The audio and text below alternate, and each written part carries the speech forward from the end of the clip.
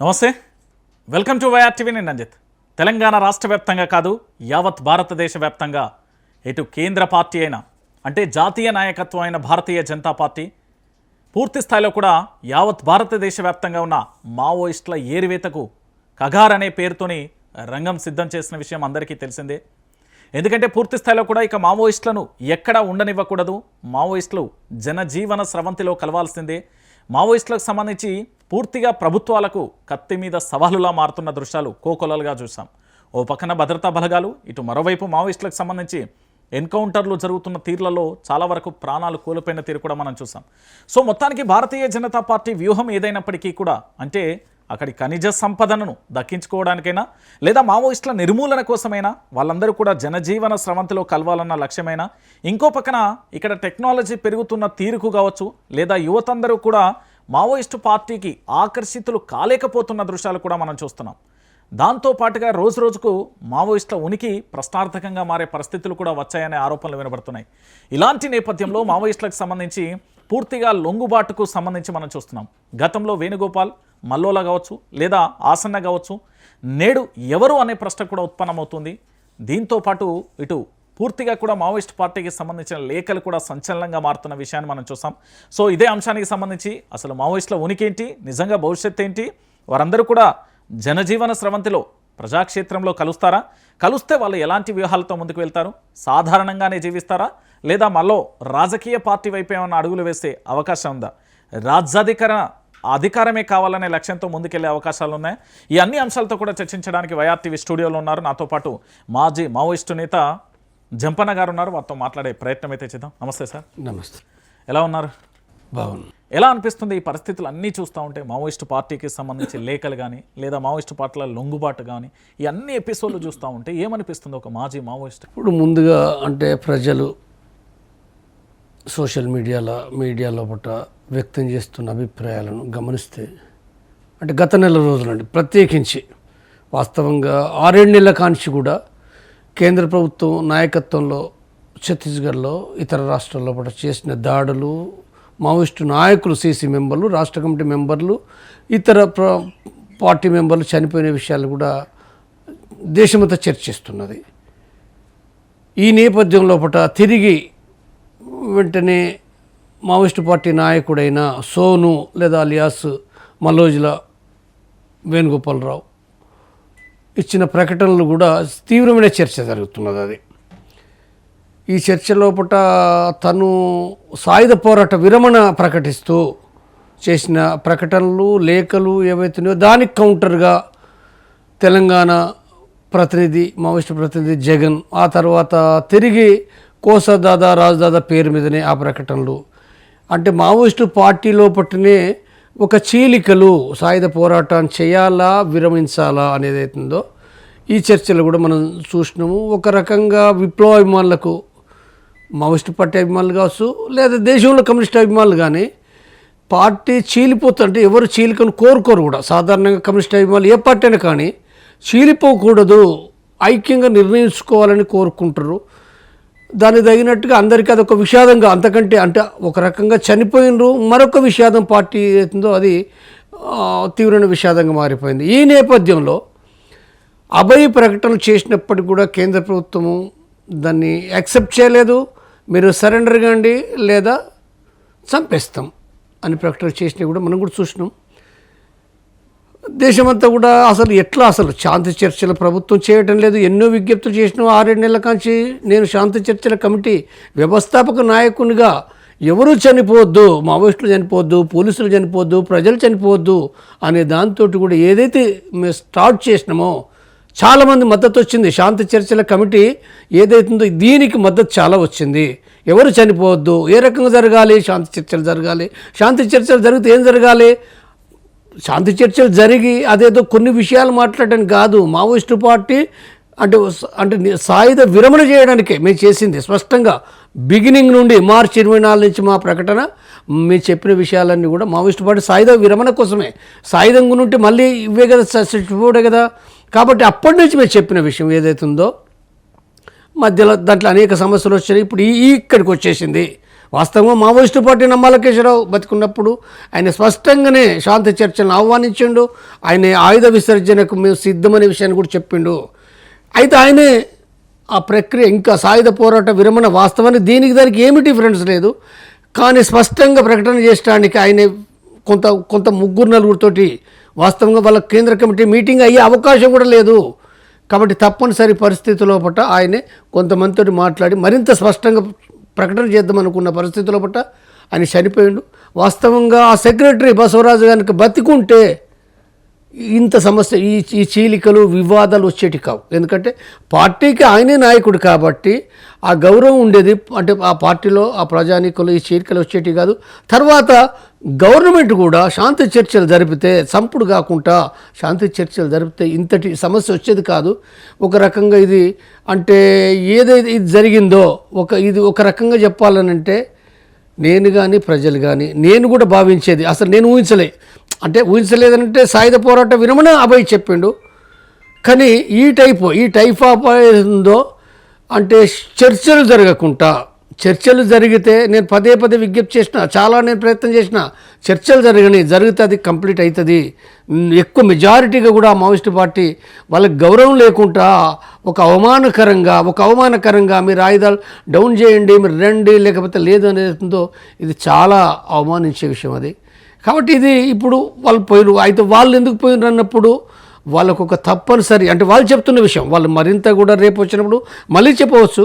మాకు గత్యంతరం లేదు అనేది ఏదైతుందో వాళ్ళు చెప్తున్న విషయం ఏదైతుందో ఒక రకంగా బాధాకరమైంది, అవమానకరమైంది. కాబట్టి ఈ రకంగా జరగవలసిందే, కానీ ఈ ప్రక్రియ ఈ టైంలో జరగడం అనేది అది బాధాకరమైంది. అయితే ఇది ఇప్పుడు ఇక్కడ మీరు ప్రజల గురించి నేను చెప్పాలనుకున్నప్పుడు ప్రజల్లో పట్ల మెజారిటీగా భారతదేశంలో పట్ల వాళ్ళు ఏ రకంగా సరే ఇందులో ఏమి జరిగినా శాంతి చర్చలు జరిగినప్పటికీ కూడా ఇప్పుడు వాళ్ళు ఏదైతే వచ్చిండ్రో వాళ్ళు ఫస్ట్ వాళ్ళు చనిపోకూడదు అనేది ఎక్కువ మంది ప్రజలు. రెండోది వచ్చి వాళ్ళు చేయాలి ప్రజానికంలో. వాళ్ళు కూడా అదే చెప్పారు, మేము ప్రజల కోసము ఉద్యమాన్ని నిర్మించడానికి మేము మార్చుకుంటున్నాము, ఆయుధాల ద్వారా ఇప్పుడు అవకాశం లేదు అనే విషయం వాళ్ళ పేపర్లో రాసారు. వాళ్ళు ఇప్పుడు అదే చెప్తుండ్రు, ఇంకా మరింత స్పష్టంగా చెప్తారు. కాబట్టి ఇప్పుడు ఏదైతుందో వాళ్ళు అది చేసి నిరూపించుకోవాలి. అయితే ప్రజలు ఒక సెక్షన్, దేశమంతా కాదు, నార్త్ ఇండియాలో కూడా వాళ్ళకి పెద్ద వేరే వ్యతిరేకత లేదు. ప్రత్యేకించి తెలంగాణ ఆంధ్ర రాష్ట్రంలో పట్ల కొంత సాయుధ పోరాటాన్ని చూసి మొదటి నుంచి మావోయిస్టు పార్టీ యొక్క చరిత్ర తెలిసిన వాళ్ళు, అభిమానించే వాళ్ళు చాలామంది ఉన్నారు. వాళ్ళు ఇలా వీళ్ళందరూ పోతారా సాయుధ పోరాటం? ఎవరు పోరు, కానీ అభిమానం అనేది అది ఉంది. వాళ్ళు కోరుకుంటుండ్రు. ఇది గమనించినప్పుడు నేను గమనించింది ఏంటంటే ఒక రకంగా తిట్టడం కూడా జరుగుతుంది కదా. ఇప్పుడు ద్రోహులు అని చెప్పి ప్రజలు కూడా అంటున్నారు, మావోయిస్టు పార్టీ కాదు ద్రోహులు కొంతమంది ఒక సెక్షన్ ప్రజలు అంటున్నారు. తర్వాత అంటే ఆలోచన పనులందరూ అంటలేరు, మేధావులు అనుకునే వాళ్ళు ఏమంటలేరు. వాళ్ళు చాలా వెయిట్ చేస్తుండ్రు, వాళ్ళు చెప్తుండ్రు వాస్తవంగా రావడం మంచిదే, ఏదైనప్పుడు రావడం మంచిదని అంటుండ్రు, సరైందని అంటుండ్రు. కానీ ప్రజలు మాత్రం కొంతవరకు మాత్రం ఒక సెక్షన్ ఉంది అంటే వాళ్ళకి తెలియదు కదా. ప్రజల నుంచి వచ్చిన వాదన ఏంటంటే సార్, భారత రాజ్యాంగం భారతదేశంలో అమలు కావట్లేదు, పేరుకు మాత్రమే రాజ్యాంగం పేపర్లో ఉంది. అలాంటి రాజ్యాంగం అమలు చేయాలని అడవిబాట పట్టేలు ప్రజలకు మంచి పరిపాలన అందించాలని. ఈరోజు అదే ప్రజల కోసం వెళ్ళిన వాళ్ళు అదే ఏవైతే ఆయుధాలు ఉన్నాయో వాటిని అక్కడున్న ముఖ్యమంత్రి అధికారుల చేతిలో పెట్టి రాజ్యాంగాన్ని చేతిలో పట్టిలు. ఇది ఎంతవరకు కరెక్ట్? ఇప్పుడు రాజ్యాంగం అనేది ఏందో, రాజ్యాంగం లోపల నేను చెప్పే విషయం ఏంటంటే చాలా విషయాలు అందరూ ప్రజల హక్కులకు సంబంధించి ఉన్నది. ఆదివాసులు కానీ, దళితులు కానీ, బీసీలు కానీ, మహిళలకు సంబంధించింది కానీ, లేదా కార్మిక వర్గం గురించి కానీ అనేక విషయాలు ఉన్నాయి. అయితే ఈ రాజ్యాంగం లోపల సరే అంటే పరిమితులు ఉన్నాయి, దానికి కొన్ని పరిమితులు ఉన్నాయి. నేను ఈ సందర్భంగా చెప్పింది దానికి కొన్ని పరిమితులు ఉన్నాయి. అయితే పరిమితులు ఉన్నప్పటికీ అలా సమానత్వం గురించి కూడా ఉన్నప్పటికీ దాని లోతైన అవగాహన ఇంకా అందులో లేదు. ఆ విషయాలు వేరే, ఆ పరిమితులు ఏంటనే చర్చ వేరే. కానీ ఉన్న మంచి విషయాలు ఏవైతున్నాయో వాటిని ప్రజలు హక్కులు ఏవైతే ఉన్నాయో వాటిని పోరాడి సాధించుకోవాల్సిన అవసరం ఉంది. కానీ ప్రభుత్వాలు ఏ ప్రభుత్వమైనా నా దృష్టిలో ఒక్క బీజేపీ కాదు, ఒక్క కాంగ్రెస్ కాదు, ఈ దేశం లోపల ఎవరైతే అంటే కమ్యూనిస్టులు బూర్జువా పార్టీలు అంటుండ్రో, బూర్జువా పార్టీలు ఎవరైనప్పటికీ కూడా అక్కడ ఆ బూర్జువా పార్టీలు ఏనాడు కూడా రాజ్యాంగాన్ని అమలు జరపలేదు. కొన్ని ప్రజలు డిమాండ్ చేస్తే పోరాడితే అనివార్యంగా చేసిండ్రు. అనివార్యంగా అది బీసీకి సంబంధించిన 27% ఏదైతే ఉందో వాళ్ళకి సంబంధించిన రిజర్వేషన్ చేయడం కానీ, దళితులకు సంబంధించి చేయడం కానీ, రాజ్యాంగంలో ఉన్న వాటిని కూడా వాళ్ళు అమలు చేయలేదు. అనేక విషయాల్లో బట్టి ఈ దేశంలో బట్ట ఇప్పుడు 5th 6th షెడ్యూల్ ఉంది, రాజ్యాంగం ఉంది, పెసా చట్టం ఉన్నది. కాబట్టి వీటిని ఎంతవరకు అమలు చేస్తున్నట్టు మనం చూస్తూనే ఉన్నాం. మనం అన్ని రాష్ట్రాలు, ఒక్క కేంద్రంలో బీజేపీ ఉండవచ్చు కాక వివిధ రాష్ట్రాల్లో కాంగ్రెస్ పార్టీ ఉన్నది, బీఆర్ఎస్ ఉన్నది, లేకపోతే తృణమూల్ ఉంది. వీళ్ళు ఎంతవరకు అమలు చేస్తుందంటే ప్రతిదీ ప్రశ్నార్థకమే. కాబట్టి ప్రజలు ఏంటంటే సంఘటితపడి పోరాడితే తప్ప కాదు. ప్రజలు సంఘటిత పడాలంటే ఎవరు చేయాలి? ప్రజలు సంఘటిత పడాలంటున్నావు, ఎవరు చేయాలి? ఇప్పుడు ఇక్కడ నేను మళ్ళీ మావోయిస్టుల కాడికి వస్తా. మావోయిస్టు పార్టీ ఈ దేశంలో 1980, 95 వరకు ఈ దేశంలో పట్ల సంఘటిత పరిచింది. అది రాజ్యాంగ ప్రకారం కూడా పోరాడింది. రాజ్యాంగ ప్రకారంగా నేను ఉదాహరణకు చెప్తున్నా, తెలంగాణ ప్రత్యేక తెలంగాణ సమస్య మరి మావోయిస్టు పార్టీ కదా ఫస్ట్ సపోర్ట్ చేసింది. ఇది బీఆర్ఎస్ కాదు, కేసీఆర్ కాదు. మొదటి నుంచి మాట్లాడింది పీపుల్స్ వార్ కొండపల్లి సీతారామయ్య. తర్వాత నేను ఒక 2 విషయాలు, అనేక విషయాలు రాజ్యాంగ ప్రకారం కూడా అది పోరాడిన చరిత్ర ఒక గణనీయమైన చరిత్రే. ఒకనాడు చెప్తున్నా. తర్వాత దళిత రిజర్వేషన్ కోసం పోరాడింది. అది రిజర్వేషన్ కోసం ఫస్ట్ అన్ని కమ్యూనిస్ట్ పార్టీల కంటే కూడా మొట్టమొదటిగా మాట్లాడింది ఈ దేశంలో పీపుల్స్ వార్. నేను గంటాపదంగా చెప్తాను, అనేక చారిత్రక ఆధారాలు ఉన్నాయి. కాబట్టి ఇక్కడ అది రాజ్యాంగ ప్రకారం కూడా పోరాడింది, కానీ రాజ్యాంగానికి వ్యతిరేకంగా ఉన్నది. రాజ్యాంగ ప్రకారంగా పోరాడింది, చట్ట ప్రకారంగా పోరాడింది, చట్టానికి వ్యతిరేకంగా ఉంది. కానీ ఈ చరిత్ర ఇది ఒకనాడు చరిత్ర. ఎప్పుడు 1995, 2000 వరకు మాత్రమే ఈ చరిత్ర. అక్కడో ఇక్కడో చట్టబద్ధంగా కొన్ని చేయలేదంటే కొన్ని చేసినవి ఉన్నాయి, కానీ చాలా తగ్గిపోయింది. అంటే అది ఏమైపోయింది? అది యుద్ధానికి అయిపోయిందంటే అది దాని తప్పు మాత్రమే కాదు. పాలకులు ఎవరైనప్పటికీ అది కాంగ్రెస్ పార్టీ కావచ్చు, బీజేపీ కావచ్చు. అంటే ఇప్పుడు ఇవాళ మనం ఏ ఆపరేషన్లు అయితే మాట్లాడుతున్నామో, కగార్ ఆపరేషన్ అంటున్నాం. కగార్ ఆపరేషన్ కంటే ముందు గ్రీన్ అంట్ ఆపరేషన్ ఉంది. ఎవరు స్టార్ట్ చేశారు? మన్మోహన్ సింగ్ ప్రధానమంత్రిగా ఉన్నప్పుడు ఈ దేశం లోపల మావోయిస్టు పార్టీ అనేది దేశానికి ప్రమాదకరమైందని హెచ్చరించాడు. దేశానికి ప్రమాదం అన్నాడు. ఆపరేషన్ దానికంటే ముందు అనేక ఎన్కౌంటర్లు ఉన్నాయి. మన తెలంగాణలో అనేక రాష్ట్రాల లోపల ఎన్కౌంటర్లు చేయలేదా? ఏ ప్రభుత్వమే చేస్తుంది. కాబట్టి ఇక్కడికి వచ్చేవారికి ఏంటంటే ఈ ఆపరేషన్లు అవుతున్నాయో, గ్రీన్ అంటే ఆపరేషన్ నుంచి అది ఇంకా పెరిగిపోయింది. కగార్ ఆపరేషన్ అవుతుందో అది చాలా భయానకంగా మారిపోయింది. అది దాంట్లో బట్టి వాళ్ళు అనుకున్న రాజ్యాంగం ప్రకారంగా అనుసరించినవి కూడా లేవు, చట్టం ప్రకారం కూడా లేవు, ప్రజాస్వామిక పద్ధతి లేవు. అంటే ప్రజల అభిప్రాయాన్ని భిన్నంగా చంపడం అనేది, బాంబులు పెట్టి చంపడము, డ్రోన్లతో చంపడం అనేది ఒక భయానకంగా మారిపోయింది. కాబట్టి ఈ స్థితి ఇది గమనించినప్పుడు ఎందుకయింది అనుకున్నప్పుడు వాళ్ళు ఇవాళ వాళ్ళ తప్పులు కూడా ఉన్నాయి. సమాజం మారింది. ఈ సమాజంలో బట్టి ఈ ప్రజలను ఆర్గనైజ్ చేయకపోతే ఓన్లీ అడవికి పరిమితం అయితే, అడవిలో బట్టి కూడా చాలా అతి తక్కువ ప్రాంతం దేశంలో బట్టి అడవి ప్రాంతాలు ఎంతైతే ఉన్నాయో ఆదివాసులు ఈ దేశంలో బట్టి 7% ఉన్నారు. 7%లో బట్టి మావోయిస్ట్ పార్టీ ఎక్కడది? 1% కూడా లేదని చెప్తున్నాను నేను. 1% కూడా లేదు. కాబట్టి ఈ 1% కూడా దండకారణ్యంలో బట్ట గత 40 సంవత్సరంలో బట్ట 1980 నుండి మొదలైన ఉద్యమం ఏదైతుందో వాళ్ళు ఒంటరిగా దండకార్యాన్ని మొత్తం ఛత్తీస్గఢ్ కూడా కాదు, ఓన్లీ దండకార్యాన్ని మీద ఒంటరిగా యుద్ధం చేస్తుంది. ఆ ఆదివాసీ ప్రజలు చనిపోతున్నారు, ఇతర ప్రాంతాలకు వెళ్ళిపోతున్నారు, వాళ్ళ కుటుంబాలు దెబ్బతింటున్నాయి. అనేక రకాల యుద్ధం లోపల ఆ ప్రజలు కూడా అలసిపోయినరు. ఇతర ప్రాంతాల మద్దతు ఏది? ఎక్కడి నుంచి ఉన్నది? ఇక్కడ తెలంగాణ లోపల మేధావులు మాట్లాడచ్చు కాక 25 ఏళ్ల కాంచి ఈ తెలంగాణలో, ఈ ఆంధ్ర లోపల ఎక్కడ సాయుధ పోరాటం ఉన్నది? ఏ ఉద్యమాలే చెప్పగలుగుతారా వీళ్ళు? ఏ ఉద్యమాలు లేవు, ఎక్కడ కూడా లేవు. మావోయిస్టు పార్టీ క్లియర్గా 100% వాళ్ళు సమీక్ష చేసుకున్నారు. అనేక సందర్భాలు వాళ్ళ యొక్క డాక్యుమెంట్లు వాళ్ళు మొదలు పెడితే స్పష్టంగా అర్థమవుతుంది. వాళ్ళు ఒంటరిగా ఒక అడవి ప్రాంతాల్లో ఉంటున్నారు. కాబట్టి నేను చెప్పేది ఏంటందో, ఈ ప్రజానీకం లేకుండా ఈ రాజ్యాంగ ప్రకారంగా, రాజ్యాంగం ద్వారా సోషలిజం రాదు, నూతన ప్రజాస్వామ్యం అది రాదు, కమ్యూనిస్ట్ రాజ్యం రాదు. కానీ ఈ రాజ్యాంగ ప్రకారంగా, చట్ట ప్రకారంగా ఇవాళ ప్రజలను కదిలించి చేయడం అనేది ఒక సుదీర్ఘ ప్రక్రియ. అది చేయకుండా ఇంకా మన ఆయుధాలతో చేయగలిగే పరిస్థితులు లేవు ఈ దేశంలో.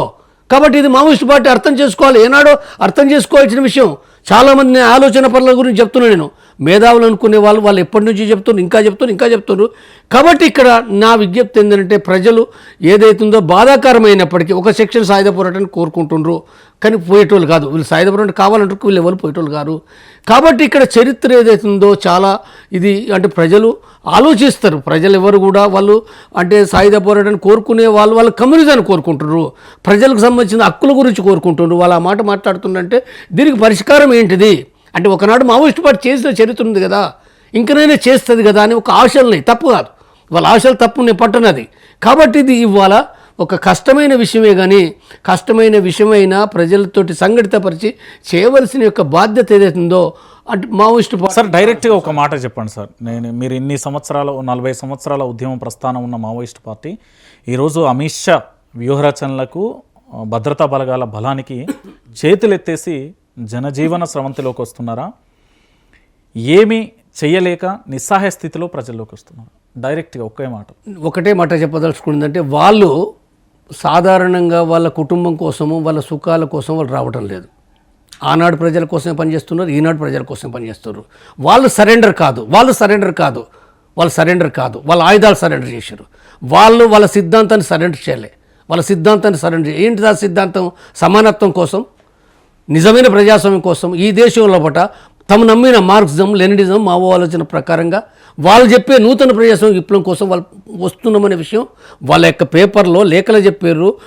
నిన్న మొన్న అంటే ఎవరు మన ఆశన్న చాలా స్పష్టంగా బస్తర్ ఛానల్లో పట వేరు ఛానల్లో పట మాట్లాడే విషయాలు చాలా మన సూక్ష్మంగా గ్రహిస్తే మేము ప్రజల కోసం ఉన్నాం తప్ప మా స్వార్థాల కోసం మేము రాలేదనే విషయం వాళ్ళే కాదు, వాళ్ళతో పాటు ఉన్న వివిధ కమిటీ మెంబర్లు, రాష్ట్ర కమిటీ మెంబర్లు, ఇతర సభ్యులు మాట్లాడుతున్నారు హిందీలా. కాబట్టి వాళ్ళు మాట్లాడేదో మేము మా కోసం రాలేదు, మేము ప్రజల కోసం వస్తున్నదో మేము చాలా అనుభవించినాము. మేము అనుభవించిన ఎప్పటి నుంచి?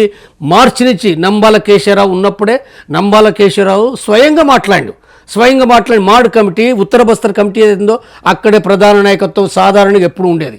అందరికీ తెలుసు, కేంద్ర ప్రభుత్వానికి తెలుసు, అందరికీ తెలుసు.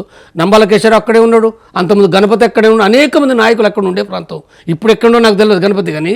కాబట్టి ఇది ఏదైతుందో మాడు వాళ్లకు, ఉత్తర బస్తర్ వాళ్లకు, గడిచిన వాళ్లకు అందరికంటే ఎక్కువగా వాళ్ళకి తెలుసు. డైరెక్ట్గా నంబాల కేశవరావు మాట్లాడి వాళ్ళందరితోటి, వాళ్ళతో మాట్లాడు, వాళ్ళందరూ తమ అభిప్రాయాలు చెప్పారు. ఇక సాధ్యం కాదు, మనం చనిపోతున్నాము, ఇది మార్చాలి, పద్ధతి మార్చాలని వాళ్ళు చెప్పారు. నంబాల కేశవరావు డైరెక్ట్గా వాళ్ళందరి ముందర స్వయంగా మాట్లాడి ఆయనే. కాబట్టి ఆయన నిర్మాణ పద్ధతి కూడా ఒక రకంగా చెప్పాలంటే నిర్మాణ పద్ధతి కూడా ఉల్లంఘించాడు. ఆయన అమరుడైండు, ఆయన ఎందుకు చెప్పిండు తప్పైతే తప్పు కావచ్చు అది, కానీ ఇంతకంటే గత్యంతరం లేదు. ఇవాళ వాస్తవం ఒక కేంద్ర సెక్రటరీ కూడా హక్కు లేదు, సాయుధ పోరాట విరమణ హక్కు లేదు, కేంద్ర కమిటీకి కూడా లేదు. కాంగ్రెస్ మాత్రం చేయాలి, కాంగ్రెస్ వాళ్ళకి మహాసభ మాత్రం చేయాలి. నీ మహాసభ ఎక్కడిది? నీ కేంద్ర కమిటీ ఎక్కడిది? కేంద్ర కమిటీ కాదు, తను వాళ్ళ లేఖల పదే ఆనాడు మార్చి ఏప్రిల్లో చెప్పింది మాకు కనీసం 1 నెల ఇవ్వండి, మేము కొద్దిమంది అయినా మాట్లాడుకుంటామన్నారు వాళ్ళు. అంటే ఎంత దయనీయమైన పరిస్థితి.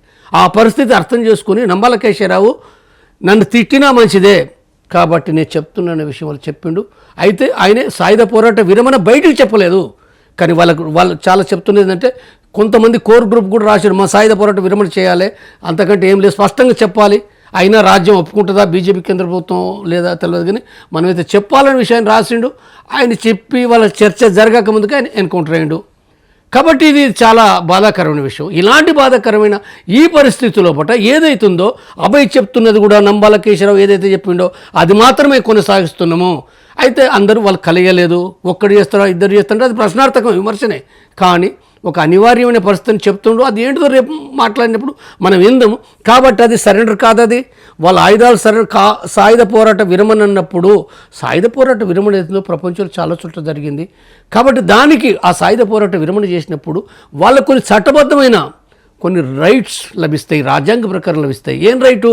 వాళ్ళు ఒక సంస్థ, ఒక పార్టీని ప్రకటించుకొని, ప్రజా సంఘాలను ప్రకటించుకొని వాళ్ళు పనిచేసే పరిస్థితులు ఉంటాయి.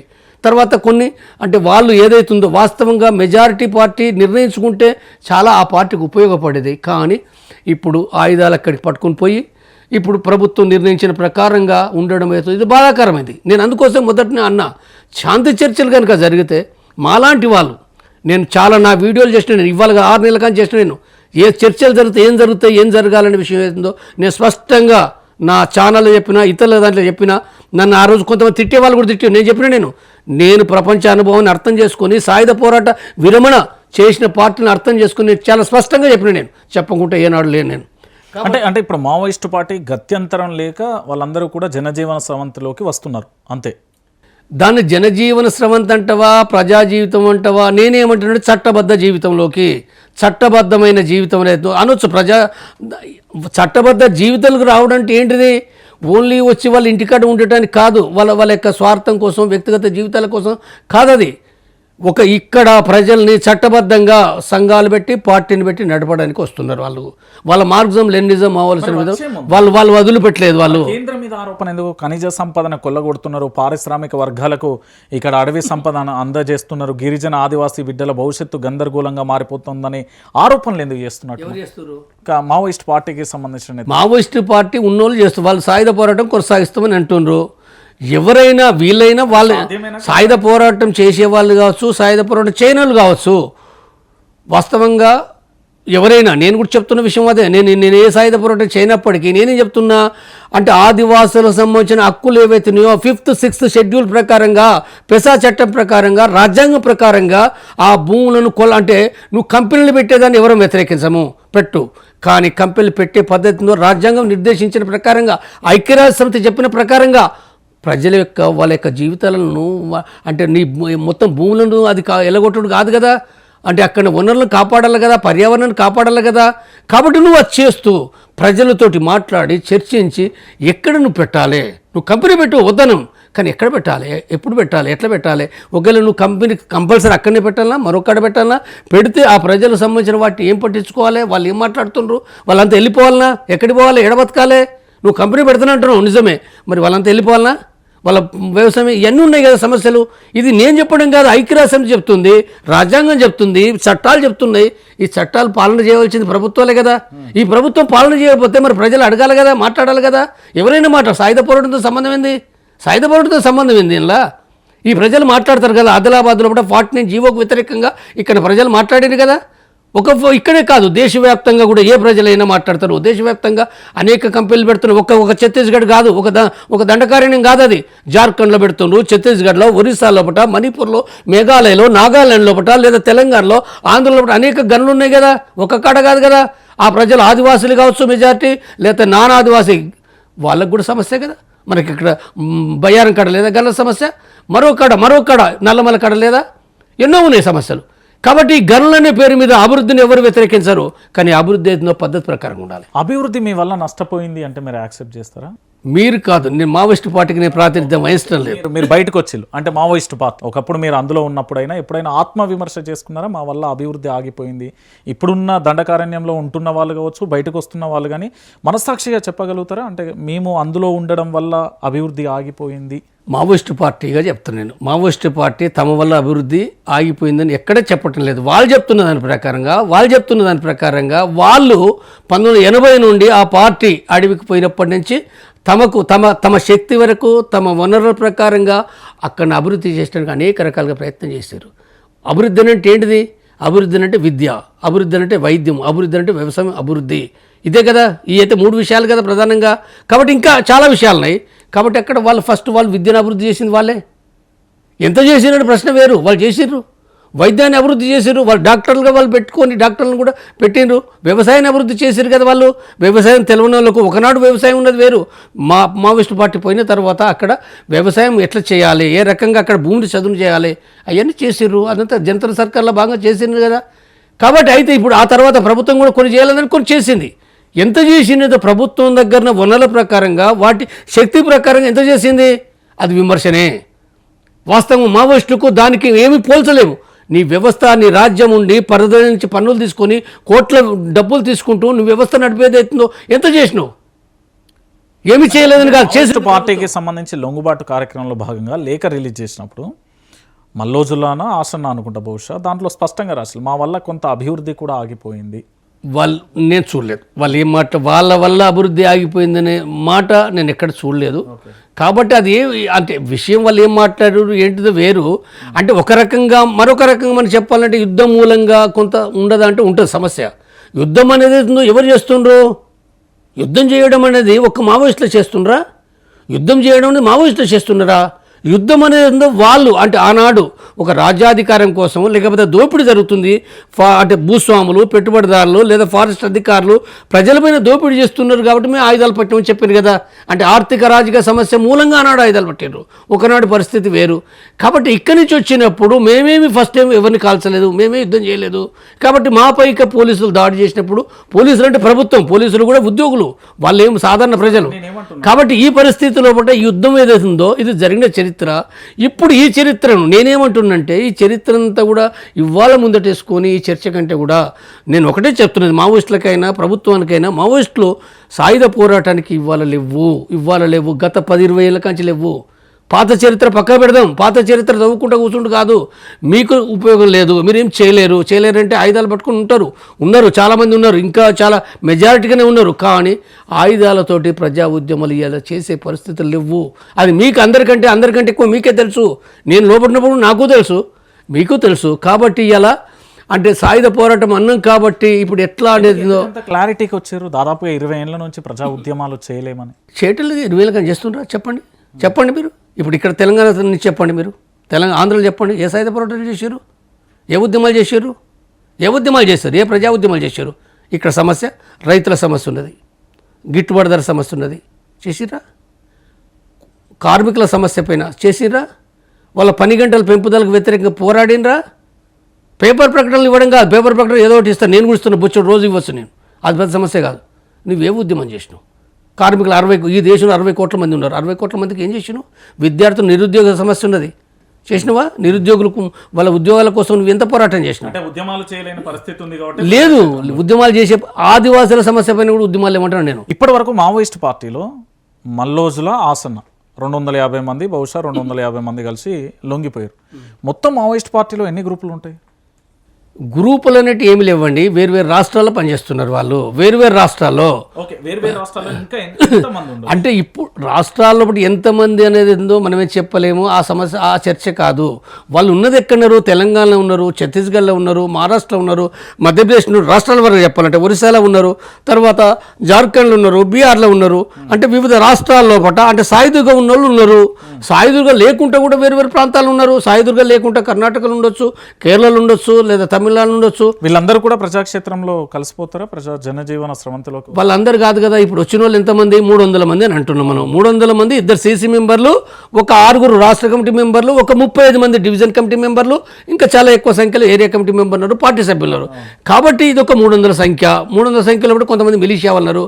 కాబట్టి వీళ్ళు ఎవరైతే ఉన్నారో వీళ్ళు ఇప్పుడు వాళ్ళు చెప్పిన దాని ప్రకారంగా వాళ్ళు తప్పనిసరిగా ఒక ప్రజలని సంఘటితం చేసి వాళ్ళని చైతన్యవంతం చేసి వాళ్ళ సిద్ధాంతం కోసం, వాళ్ళ సిద్ధాంతం ఏదైతుందో ఆ సిద్ధాంతం ప్రకారం ప్రజలు పనిచేస్తే, వాళ్ళు కూడగడితే, వాళ్ళు ఏదైతుందో వాళ్ళు ప్రజానీకంలో వాళ్ళు నిలుస్తారు. వాళ్ళు సార్ నేను ఒక మాట అంటున్నా సార్, అంటే మావోయిస్ట్ పార్టీకి సంబంధించి ఎంత ఉండొచ్చు అంటే దేశవ్యాప్తంగా అడవులలో, దండకారణ్యంలో ప్రజల పక్షాన పోరాటం? నేనే కాదు ఇప్పుడు వచ్చిన సోను చెప్పడు, తెలిసిన ఆశను చెప్పడు. ఎందుకంటే ఇవన్నీ రహస్య నిర్మాణాలు ఎంత సంఖ్య ఉన్నదని ఎవ్వరు చెప్పరు, ఎక్కడ కూడా రాసి పెట్టరు. సమస్య అంతా అదే కదా. ఇప్పుడు సోని మీరు చెప్పినట్టే సోను కానీ లేకపోతే ఆసన్న కానీ పార్టీలో కీలక నేతలే కదా వీళ్ళైతే దేశవ్యాప్తంగా. వీళ్ళే లొంగిపోయినప్పుడు మిగతా వాళ్ళు కూడా లొంగిపోవాలనే ఆలోచనలో ఉంటారా? లేదా జగన్ హిడ్మా లెక్క ఖచ్చితంగా కూడా వీళ్ళు ద్రోహులు అని బహిష్కరించే ప్రయత్నం చేసిళ్ళు, వీళ్ళు టార్గెట్ హిడ్మా జగన్ దొరికితే కగార్ అనేది ముగుస్తుందా, ఇంకా కొనసాగుతుందా? వీళ్ళు సాయుధ పోరాట విరమణ చేస్తే, సాయుధ పోరాట విరమణ వీళ్ళు చేసినంత మాత్రాన మిగిలిన వాళ్ళు కూడా అది చేయాలని ఏం రూల్ లేదు. అది వాళ్ళు అర్థం చేసుకునే దాన్ని బట్టి ఇది సాధ్యం కాదు, నిజమే. కాబట్టి సాయుధ పోరాట విరమణ చేయాలనుకుంటే చేయొచ్చు, చేస్తారు. ఇప్పుడు నిన్న సాయంత్రం నుంచి ఇవాళ నుంచి కూడా 2 రాష్ట్ర కమిటీ మెంబర్లు, నరసింహారెడ్డి గుంటూరు అని చెప్పి ఆయన గంగన్న పేరుతో ఉండే ఆయన కూడా బయటికి వచ్చిండు. ఆంధ్రప్రదేశ్ ముందర రెండు టెక్ శంకర్ అంటే ఏవోబీలో పనిచేసే టెక్ శంకర్ శ్రీకాకుళం అతను, ఆయన కూడా వచ్చిండు అనే విషయం నిన్న. తర్వాత జయలాల్ అని చెప్పి ఆయన డీవీసీ మెంబర్ దండకారిను, ఆయన కూడా వచ్చిండు నిన్న. కాబట్టి సునీల్ అని ఇంకెవరో పేరుంటున్నాం. కాబట్టి ఏదైతుందో ఎవరు ఏ రకంగా వస్తారనేదో ఇలా మావోయిస్టు పార్టీ ఏదైందో డౌన్ పొజిషన్లో ఉంది, డౌన్ ట్రెండ్లో ఉంది. కాబట్టి డౌన్ ట్రెండ్ ఉంది, చాలా అప్పర్ కేంద్ర ప్రభుత్వం చాలా అప్పర్ ఉంది.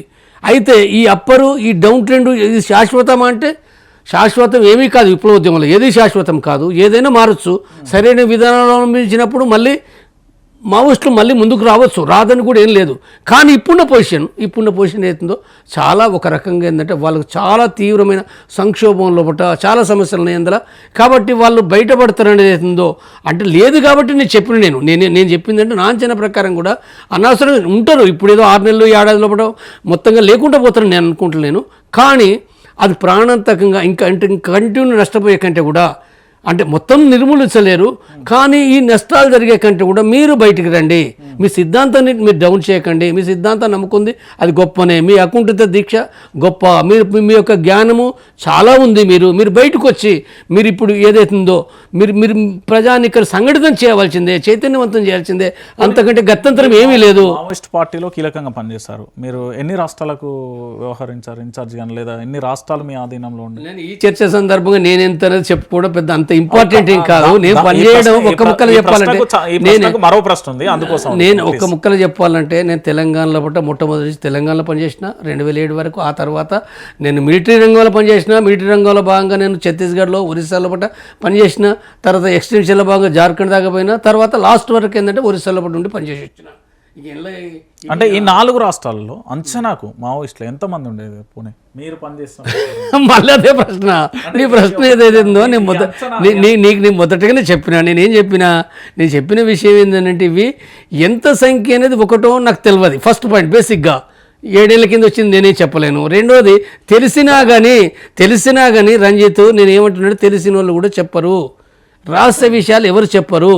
ఇప్పుడు లొంగిపోయిన వాళ్ళు ఎవరు కూడా అందులో ఉన్న వాళ్ళ సమాచారం పోలీసులు అడిగినప్పుడు ఖచ్చితంగా చెప్పారు. వాళ్ళ అంతరాత్మ ప్రకారం వాళ్ళు కమ్యూనిస్ట్గా జీవించాలనుకున్నాడు ఎవడు ఇప్పుడు. నేను చెప్తాను, కమ్యూనిస్ట్గా జీవించాలనుకుంటే వాడు దొంగ అయితే చెప్తాడు.